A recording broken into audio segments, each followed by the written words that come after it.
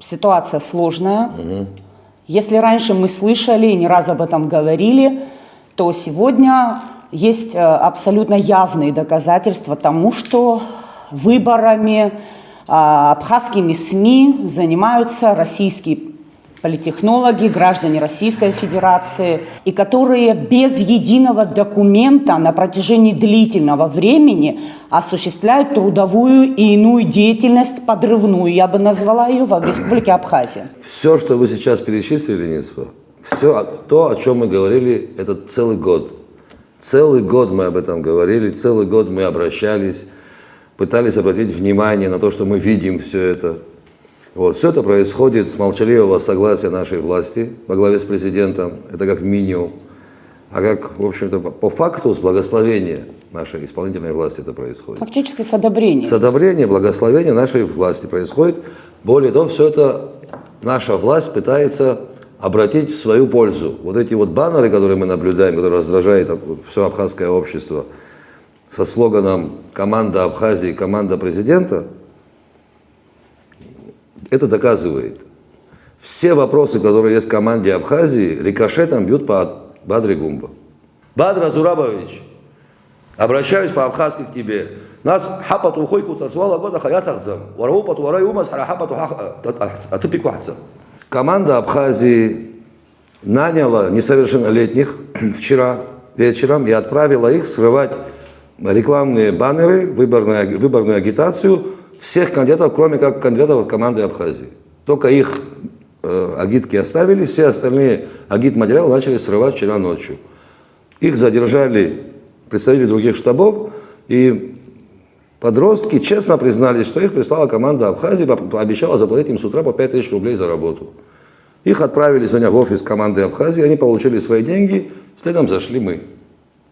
И на все наши вопросы, которые мы задали, мы получили ответы. 3 посторонних человека для нашей страны, совершенно посторонних, не имеющих никакого отношения к Республике Абхазия, занимались политтехнологиями для команды Абхазии. Вот что сегодня произошло, что мы сегодня увидели воочию, как говорится. Это очень серьезное происшествие.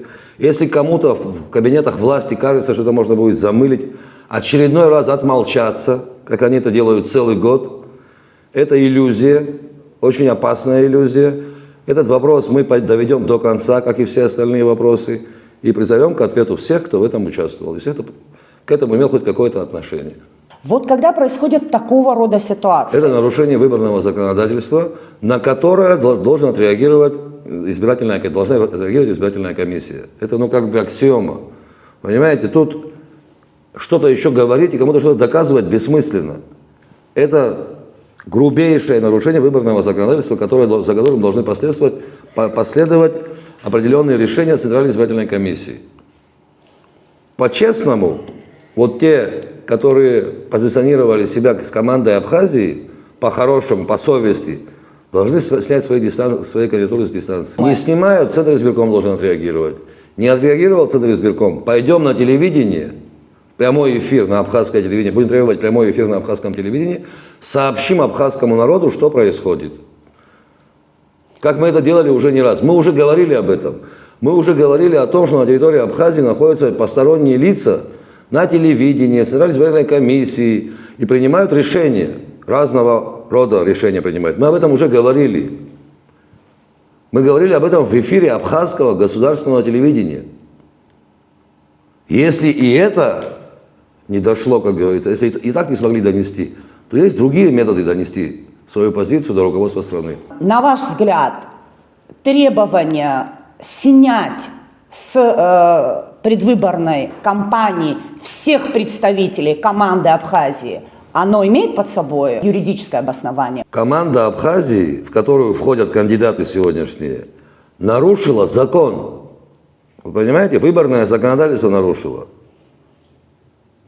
Они наняли несовершеннолетних с тем, чтобы те пошли и у оппонентов сорвали их агитационные материалы. Вмешательство в выборы. Это вмешательство в выборы, понимаете как? Были в курсе кандидаты в депутаты или не были в курсе, значения не имеет никакого абсолютно. Понимаете? То, что команда Абхазии – это попытка, это звено в цепи попыток создать новую элиту, мы об этом уже говорили. И говорили уже неоднократно об этом. Публично заявляли. Повторяю, подчеркиваю, не через анонимные какие-то источники непонятные. Я лично садился и говорил об этом. Кан Валерьевич говорил об этом. Изида Чанья говорила, вы, не Сварш, об этом говорили. Понимаете, мы об этом говорили. Это что за несмышленыши такие, которые им говоришь, они разворачиваются, идут и делают то же самое. Понимаете? Это характеризует каждого из них в определенном смысле. На мой взгляд. Должен сообщить, что гаджеты этих посторонних людей, телефоны, ноутбуки и так далее, находятся у нас. Мы с этими гаджетами работаем сегодня. И та информация, которая у нас сегодня уже есть, она очень в нехорошем свете выставляет этих людей. Понимаете, в случае необходимости мы этими материалами воспользуемся. Проблем нет никаких. Что теперь делать? По-другому, если не понимаете, а как быть тогда? Ну как быть тогда? Вы будете в наглую делать из состоявшегося государства какой-то регион? Не дадим мы вам это делать. Ваши дальнейшие действия? Наши дальнейшие действия.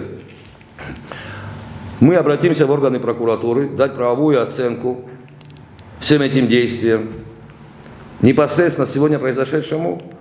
Будем требовать, чтобы эти люди рассматривались в увязке с действиями нашей власти, с молчаливого согласия которой, напоминаю, наших граждан объявляли иноагентами, депортировали из Российской Федерации.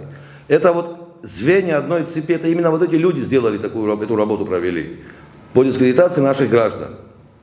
Мы будем требовать от прокуратуры, чтобы они дали этому правовую оценку. Сегодня, когда сотрудники СГБ приехали на место, туда, где мы находились, занимались этими, как их назвать, даже не знаю, субъектами, нам сказали, мы в курсе происходящего, вот представители СГБ сказали именно так, мы в курсе происходящего, мы этим занимаемся. На что мы им ответили, что слишком медленно занимаетесь, поэтому нам приходится вас подменять.